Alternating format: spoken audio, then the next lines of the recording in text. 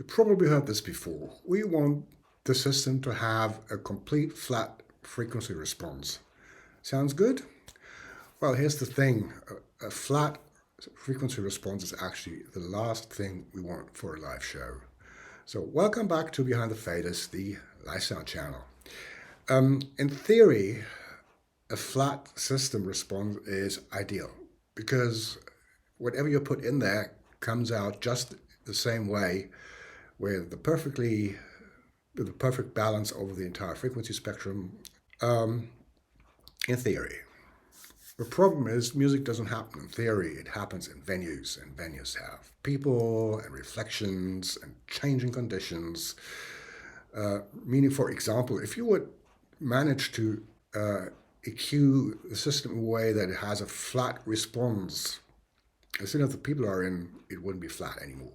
And I guarantee if I would put you as a sound engineer in front of a PA system that has a flat frequency response,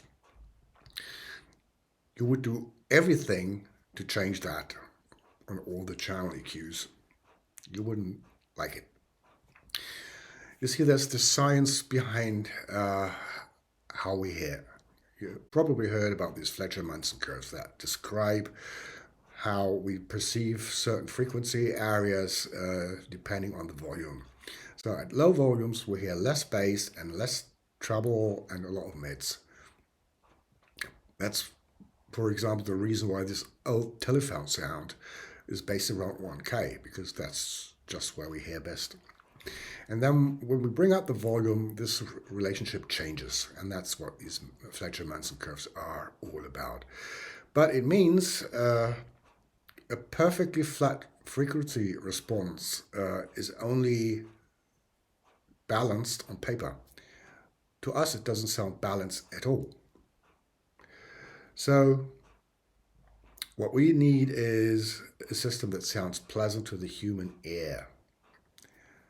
When I work with a system engineer, the usual workflow is I let him tune the system and measure the system to a flat frequency response as much as that is even possible in the given environment.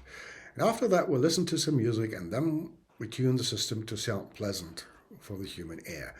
That usually means we bring back quite a lot of these low mids that the measurement software always wants us to reduce. When it comes to subs, I mean, everybody likes strong bass, right? I mean, there's a reason that every ghetto blaster has a super bass button or something like that. So then the choice is you can have a strong sub in the entire system that you then have to tame somehow. I like the other way around. I like to keep the subs pretty flat and then dial them in where I need them. That's where subs on looks come in handy again.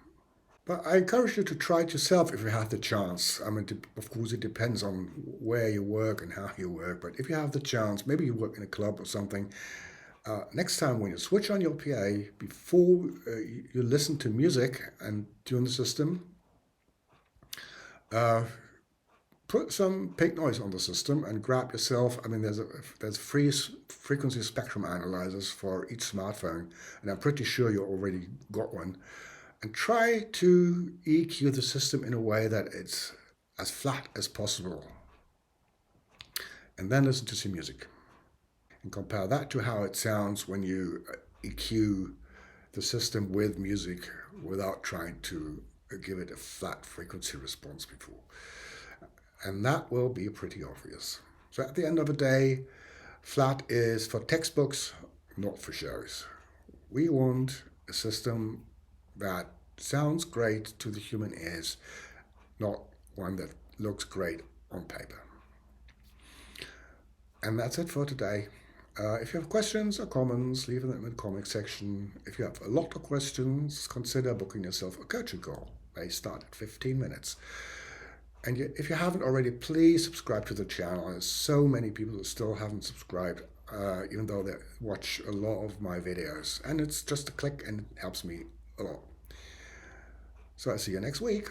Bye-bye.